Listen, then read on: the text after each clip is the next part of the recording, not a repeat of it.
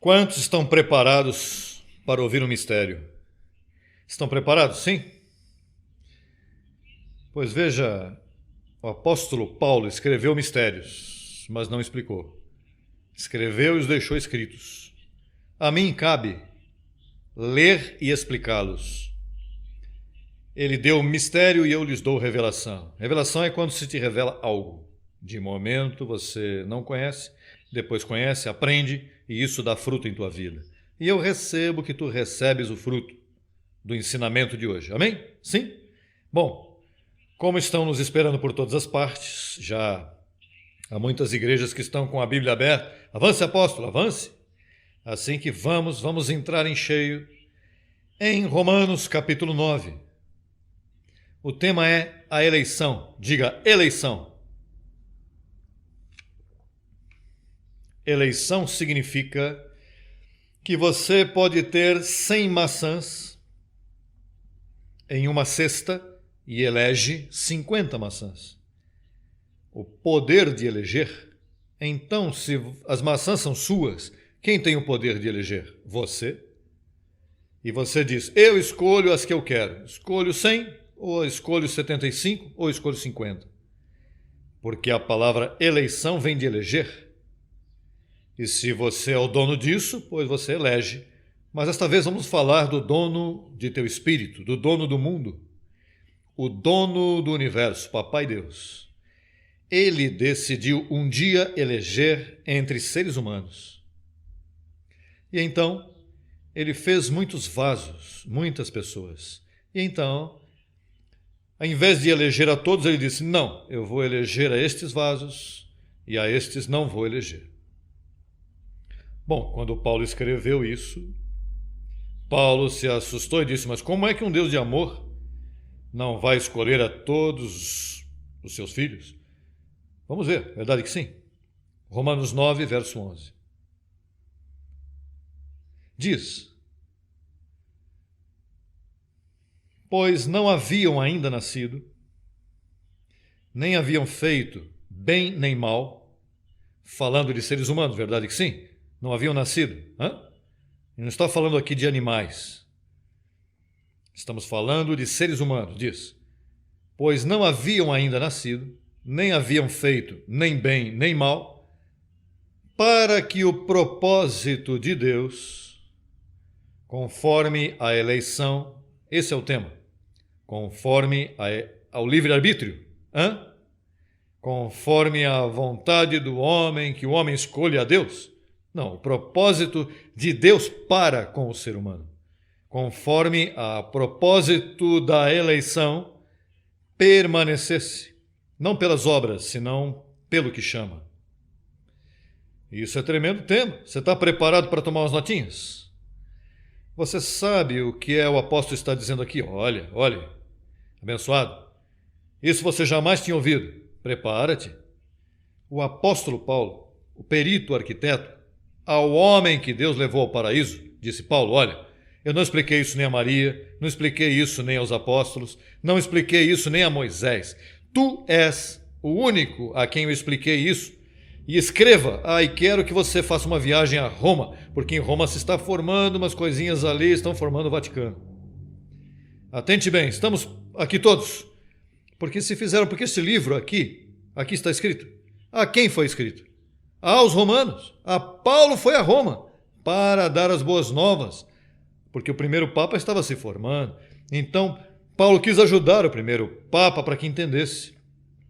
Desgraçadamente, o primeiro Papa não entendeu a Paulo. E então, nunca nos ensinaram isto. Mas Deus quis assim. Hoje ensinamos. E hoje, através da internet, essa câmera que você está vendo aí está me levando a todas as nações do mundo para que escutem. E hoje o Papa pode estar escutando. E se é humilde, diz, olha aí, se está forte. Olha, quando a pessoa é humilde, se vai, quando você aprende e alguém te ensina algo e você sabe que é verdade, se você é humilde, você diz, olha, eu tenho que aceitar que aprendi de ti. Pois desde aqui, abençoado, que o neném está no ventre da mamãe, então não fez nem bem nem mal. E então, para que o propósito conforme a eleição, não por obras. Ou seja, que o neném está aí dentro e ele diz, esse é um filho meu eleito. Mas não se sabe como vai se portar, porque imagine se nasce por lá no bairro. Em teu país há um bairro, não? Em Porto Rico não podemos falar porque eu estou na internet e podem se aborrecer de mim. Mas em cada nação há um bairrozinho que você não se atreve a passar com joias e coisas assim.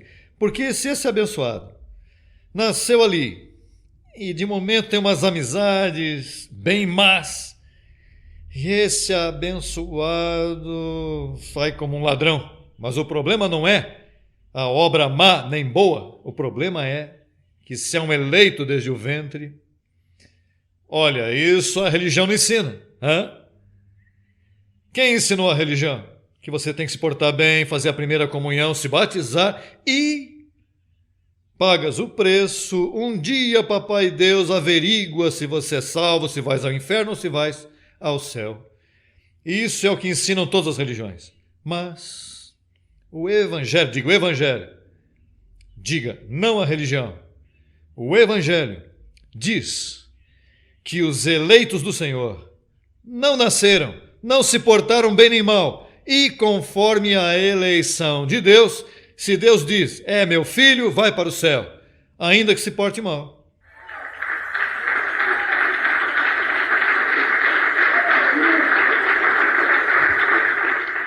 Agora, responda-me onde é que você já ouviu isso? Não. Ah, diz aqui, olha, diz, conforme ao propósito de Deus, conforme à eleição de Deus. Não que o homem escolhe, porque por aí é uma palavra que se chama livre-arbítrio. Em português se chama livre-arbítrio, que as pessoas pensam que eles têm o poder de escolher o bem ou o mal, escolher o céu ou o inferno, por sua própria vontade. E isso é o que as pessoas pensam. Mas eu não gosto do que as pessoas pensam. Eu gosto do que o Evangelho pensa. Digo, se você ama o Senhor, porque veja, o Senhor tem riquezas para ti, o Senhor tem saúde e que te dá longa vida, mas isso se te colocas debaixo do conselho dele. Agora, se tu queres crer como as pessoas pensam, pois usa o teu livre-arbítrio. Pensa o que as pessoas pensam. Mas se tu és um filho de Deus, tu não vais usar teu livre-arbítrio, tu vais usar o arbítrio dele. Porque a ti te convém pensar como Deus pensa. A eleição, um tema que, por Paulo ensinar isso em Roma, você sabe o que disseram os religiosos de Roma? Os religiosos de Roma disseram, olha, não convém que este homem viva, não gostamos disso. Porque, veja, nós ensinamos que o menino tem que se batizar, porque senão, se batizar, ele morre e vai no limbo. E agora Paulo está dizendo que o menino já desde dentro já se sabe todavia que nem tem corpo. Você sabe por quê? Porque quando ele diz não havia nem nascido, é que já o espírito está se formando, já o anjo trouxe o espírito. O que lhe falta é o vaso, o corpo, para o neném nascer. Então, quando Paulo ensinava assim, pois então os líderes em Roma disseram, se esse homem ensina assim, vai nos cair os rosários, vai nos cair as missas, vão nos cair as indulgências, sino vai cair tudo no chão. Tu tens... Quer saber quando uma igreja está na verdade? Simplesmente vai até onde está o pastor, o sacerdote, o líder e diga-me, reverendo, pastor, bispo, ancião, monsenhor, o homem escolhe o inferno ou o céu? E ele vai dizer, sim, claro, ele tem livre-arbítrio. Pois essa é uma igreja que está em falsidade e segue em falsidade. Depende do que te responder o pastor, você saberá. Pois pode ser muito bom o pastor e a congregação pode ser muito bela e canta muito lindo, de gente bem amável, mas estão na mentira. Porque para uma igreja estar na verdade, tem que submeter-se às instruções do Evangelho. Eu não sei que isto é difícil para o raciocínio humano, porque Paulo está aqui dando umas diretrizes terríveis. Imagine dizer aí que se te portas mal, Davi cometeu adultério, roubo, crimes, e uma vez Deus falou dele e disse: o adúltero Davi servo conforme meu coração. Ai. E não quero mencionar personagens que todavia estão vivos. Porque você pode se aborrecer comigo e dizer: não, aí eu não vou mais. Isso sim que não como. Bom, então não coma. Mas é o que diz o Evangelho. E eu falo com autoridade. Por isso, ninguém até este dia pôde me confrontar. Olha isso. A mim, um líder americano me disse, José Luiz, tu está contra a corrente. Toda a teologia norte-americana é livre-arbítrio. O homem escolhe. Oh, sim, eu posso escolher viajar em American Airlines do que em United, isso sim. Porque a American me dá a milhagem e United não me dá. Eu posso escolher viver em um bom restaurante, porque a carne é melhor e eu tenho evidências. Isso eu posso escolher. Mas a salvação de minha vida, o eterno futuro meu, isso está nas mãos do que me criou. Deus é o Pai dos espíritos. Ele criou todos os espíritos. Agora veja o que diz o verso 10 de Romanos 3. Todos com Bíblia, porque se houver uma visita, é bom esclarecer por causa da evidência. Como está escrito? Diga, está escrito. Não há justo, nem até mesmo um. Não há quem entenda. Não há quem busque a Deus. Não há quem o quê? Então, se não há quem busque a Deus, como é que vão encontrá-lo usando o seu livre-arbítrio? Não, porque não entendem.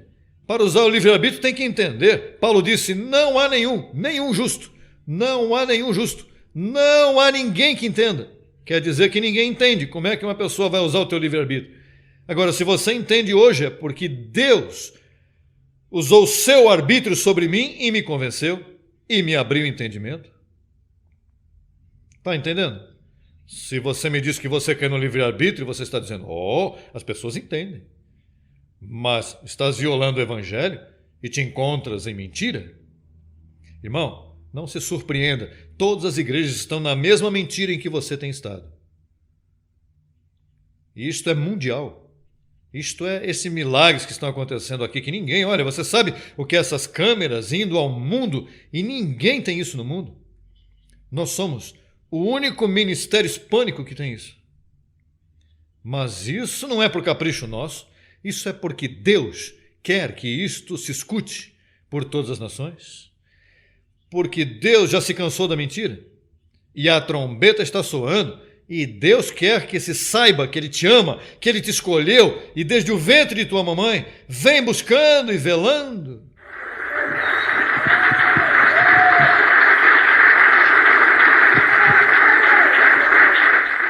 Você sabe as vidas que estão lastimadas, que estão numa prisão? E é uma ovelha, nunca pisaram numa igreja e já eram escolhidos do Senhor, não sabem porque não se foram ouvidos. Mas eu vou dizer, e você vai dizer, deixa de estar botar o dedo nas pessoas, você é um diabo, você é um inferno. Não diga diabo ao que Deus limpou. Pastor, mas é que tem gente que se porta muito mal. O que se porta mal, colhe mal. Você tem visto que é mal, que lhe vá bem, tem longa vida. Vivem temporariamente bem, porque não sabem o que estão passando. Porque eu estou assim, eu aqui. Você tem dinheiro? Eu tenho, porque eu sou melhor que você. Isso é o que você acredita. Isso não funciona assim. Diz que Deus não pode ser burlado. Tudo que o homem semear, isso ele vai colher. Cristo advertiu, com a vara com que você medir, vão te medir. Sabe que tem gente que se cansa de ser bom? A mim, eu gostava muito de fazer muitos favores, me pagavam mal. Eu tive muitos anos em Massachusetts, e nessa região eu via hispânicos chegar e eu pegava meu cartão de crédito e dizia, essa família vai estar sofrendo. Eu vou buscar uma forma de ajudá-los e de comprar alguma coisa. Eu via eles caminhando e não sabiam nem para onde iam. Eu pegava meu próprio automóvel, pegava eles na rua e dizia, eu vou para o trabalho e tal, onde é que eu vou? Enquanto eu tive oportunidade, eu ajudei, porque eu creio que eu tenho que amar meu próximo. Agora, meu próximo não é toda Miami, meu próximo é aquele que está diante de mim. Esse é o que Deus me colocou. Esse é o meu próximo. Eu não posso amar toda Miami. Mas ao que Deus me pôs, eu quis ajudá-lo. Mas me pagavam mal, até que um dia o Senhor me disse: você vai colher tudo isso que você tem feito, não agora, mas um dia eu vou te pôr gente bem boa ao teu lado, que vão te dar 100 vezes mais do que você tem semeado.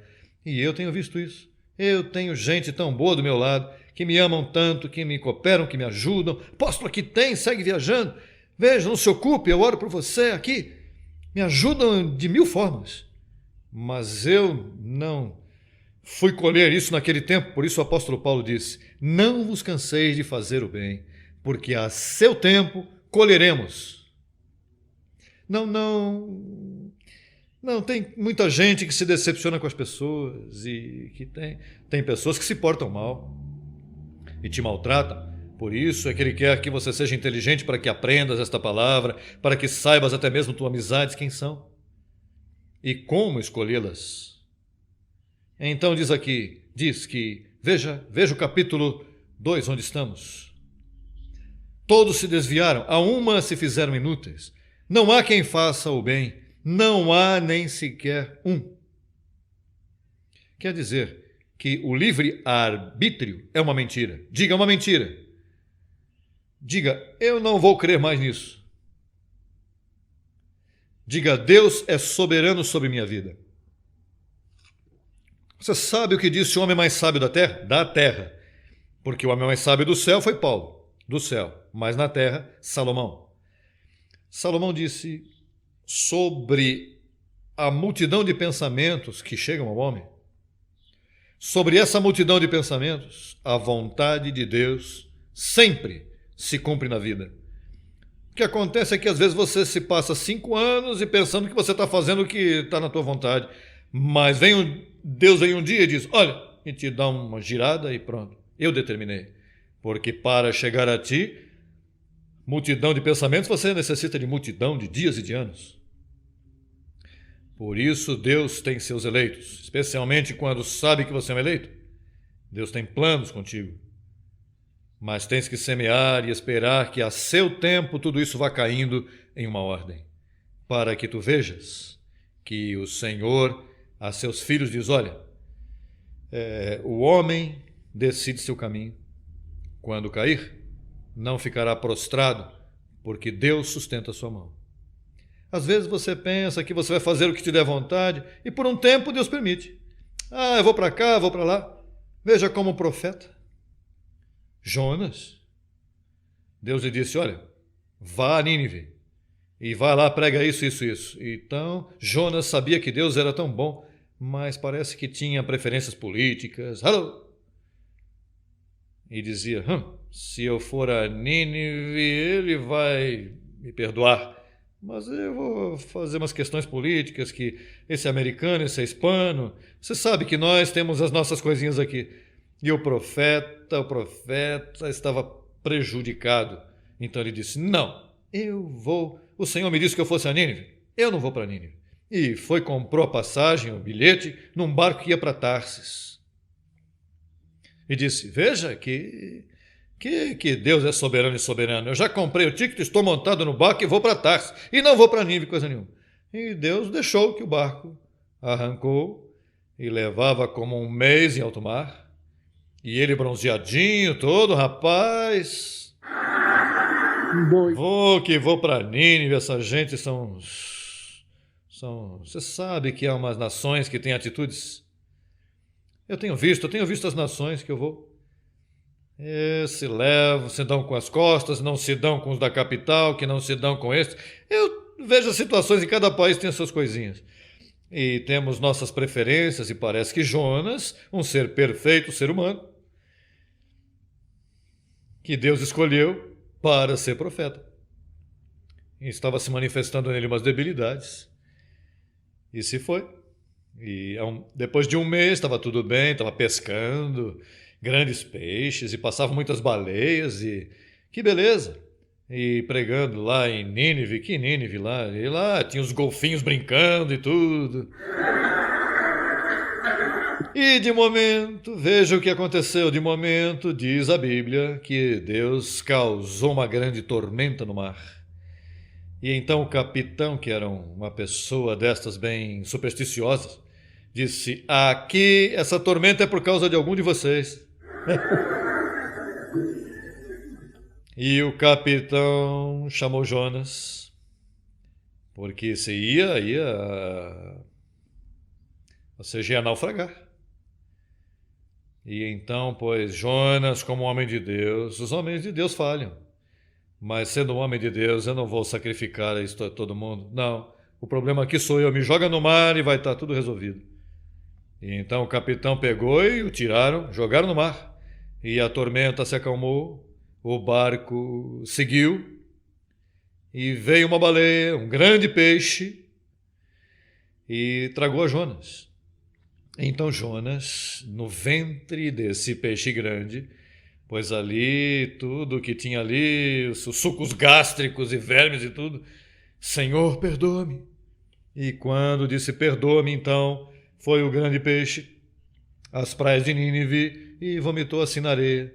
E ele disse: Jonas, graças por teu livre-arbítrio, muito obrigado.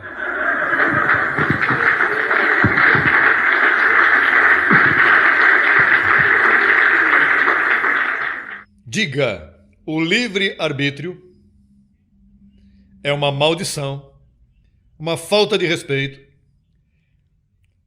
para o Deus que tem tudo debaixo do seu controle.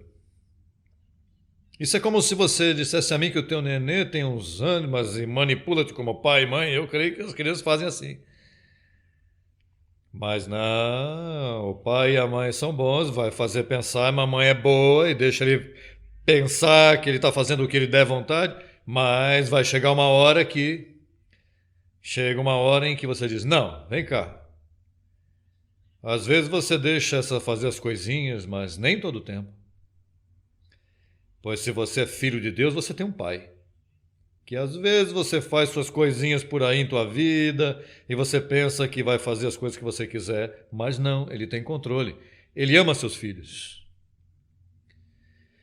Há umas pessoas que me dão muita pena que esta noite dizer isso e que estão aí mesmo. Por isso Paulo mataram em Roma. Olha, o Vaticano. Daí, parece que entenderam ele mal, porque parece que entenderam mal a Paulo. Alguma coisa aconteceu que ordenaram a morte de Paulo. Porque ele foi a Roma falar coisas que eram impossíveis para Pedro, primeiro Papa, suportar. Você não vê que Pedro andou com Jesus? E Pedro era amigo de Jesus. E Pedro caminhou por águas e fez muitos milagres. E Paulo era um perseguidor de Jesus. Paulo matou a cristãos, mas então agora vem Deus e pega Paulo e o faz apóstolo de nós, os gentios. Então, quando chega com essa informação, parece que Pedro diz: esse homem é do diabo, vão me dar essa informação que ele está dando? Não, e veja, Pedro não gostou disso. Veja o que verdadeiramente insultou a toda Roma. Paulo mataram em Roma. Ali foi que mataram a nosso líder dos gentios. Por isso é que você nasceu em mentira, eu nasci em mentira, os povos andam em mentira, porque a verdade que Paulo levou a Roma, ocultaram, ficou escrita, mas não se pregou. Não se pregou. Veja o que diz o verso 22 do capítulo 9. Isso, olha, pegue isto com pinças, porque este é o mistério, esta é a mente de Cristo falando com a igreja. Veja o que diz o verso 22. Bom, ou 21 para dar-lhe. Vamos ao 20. E assim, eu preciso de 5 minutos, é que o tempo não está me dando, eu tenho que terminar. Mas veja o que diz o 20. Mas antes, ó homem, aí estamos todos? Sim. Romanos 9, 20. Mas antes, ó homem, quem és tu para que alterques com Deus? Se alguém aqui sentado dizendo, isso me cheira injustiça, está altercando com Deus. Sim, porque é que parece injusto que o rapazão se porte mal e que Deus o salve, e o muchatinho que se porte bem, que Deus não salve. Por isso é que isto é um mistério. Se salva aquele que se porta bem e se perde o que se porta mal, isso não é mistério, isso é o normal, é o que tem sentido comum. Mas mistério é que aquele que se portou mal foi salvo e o que se portou bem. Lhe disseram, não te vistas, que não vais. Pois veja aqui, olha, abençoado, volto e repito, eu te faço advertência. Agora mesmo meu coração está batendo em forma... Eu não tenho nenhuma taquicardia. Isso é que estou te fazendo uma advertência, porque se você não aprende isso, você nunca vai conhecer a Deus. Você que diz que desde pequenininho, que desde pequenininha, porque desde primeiro, mentira! Primeiro nada. És primeiro quando você ouve a voz de Deus e diz, Senhor, eu respeito o que você está falando na tua palavra. Tem gente que diz que crê e não crê em nada. Não, porque eu sempre tenho vivido assim. Que mentira! Entre na verdade de Deus, que está o Evangelho de Deus, para que Deus te respalde desde agora em diante. Que Deus diga a esta mulher, este jovem, este homem, ele se atreve a crer em mim, por se atrever a crer em mim, eu vou abençoar, eu vou sanar, eu vou a levar.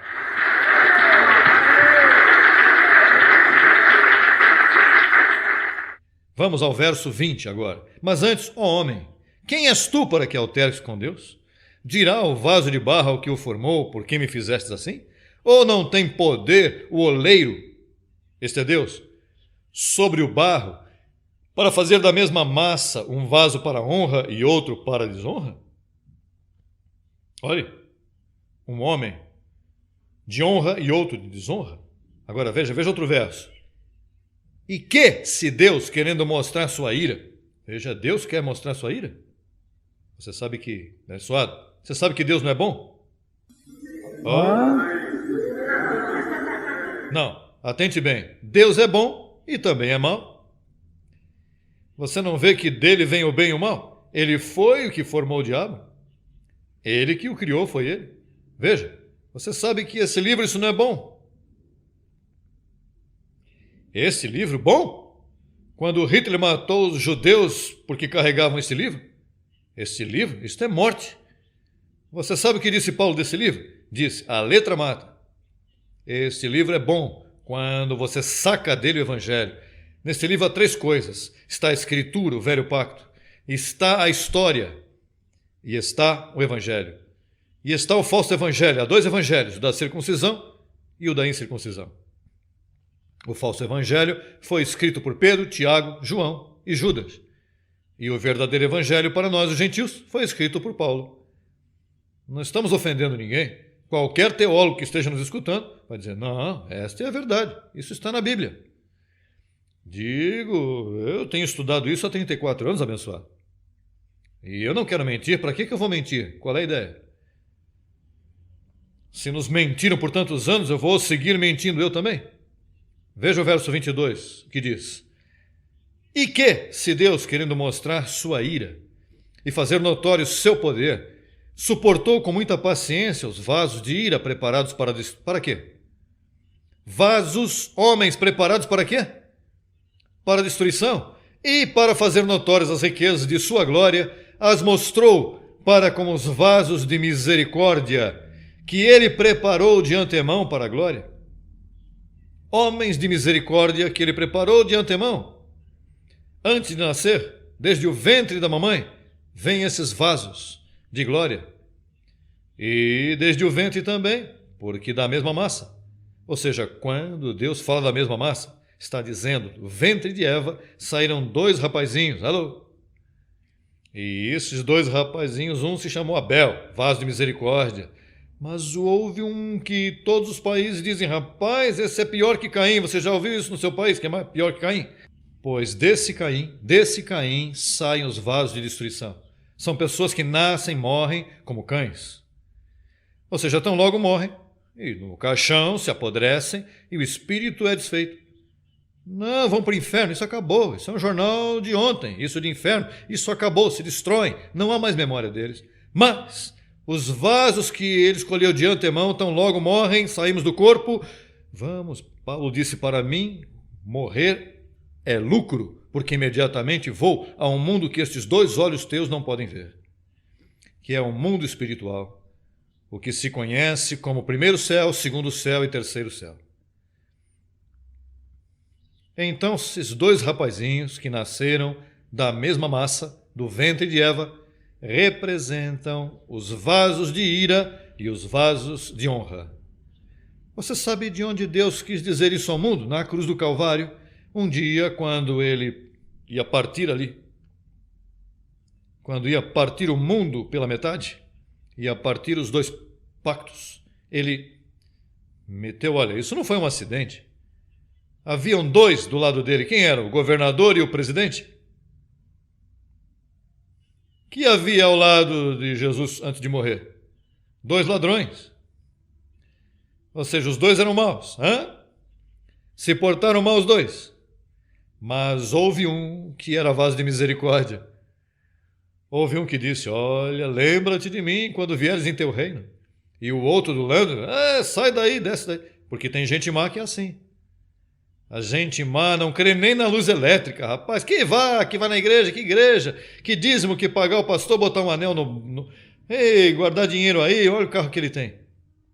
Que carro que ele tem? E quem é um pastor? Um pastor é mais importante que um doutor, que um médico, que o presidente, porque trata com teu espírito. O que é? Que ande numa bicicleta? Olha...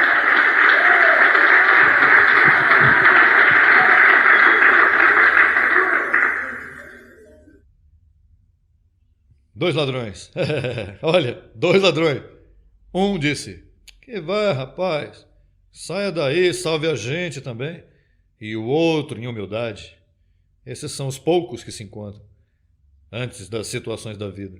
Em humildade ele disse, olha, lembra-te de mim quando vieres no teu reino. E aí, até mesmo Deus lhe ensinou que ninguém compreende. Olha, para o reino não posso te levar, mas para o paraíso sim. Porque no reino, aqui você tem que viver aqui abaixo com o corpo para entrar no reino dos céus. Você entra no reino com carne. Agora, como você vai morrer, eu vou te levar ao paraíso.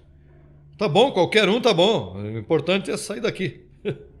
Mas as pessoas se concentram nisso, não se dão conta de que, olha, aqui tem o Abel e tem o Caim. Aqui tem o mistério dos séculos. Vasos de ira preparados de antemão e vasos de honra preparados de antemão. Olha, é verdade que você é fácil de entender. Uma criança que não tenha muita educação me entende melhor do que os adultos, porque tem menos contaminação.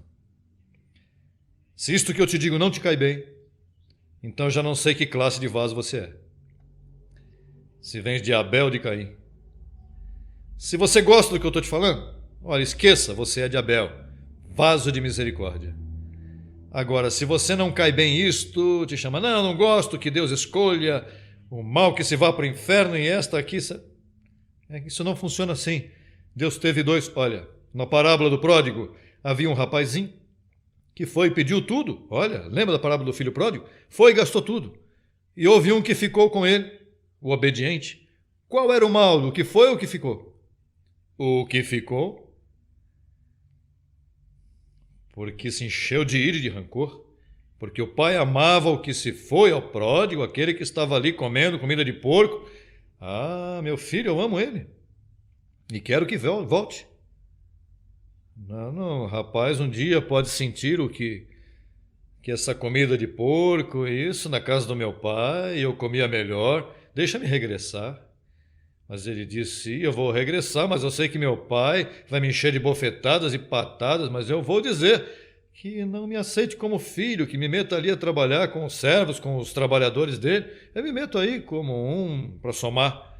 Mas ele não sabia que assim te sentes tu de vez em quando. Ai, pai, eu vou voltar, papai, Deus está me vigiando, Deus está me castigando e aquilo e isso. Deus eu tenho uma maldição. Ele vai me tirar isso, vai me tirar aquilo, eu fiz mal, me jogaram num feitiço. Isso é bobagem, abençoado. Se você é um escolhido desde antemão, você tem anjos que velam por você, você não necessita que ninguém te lê a mão, que te fale de signo zodiacal. Isso são estupidezes, abençoado. Você está abençoado com toda a bênção. Você é um escolhido desde antes da fundação do mundo.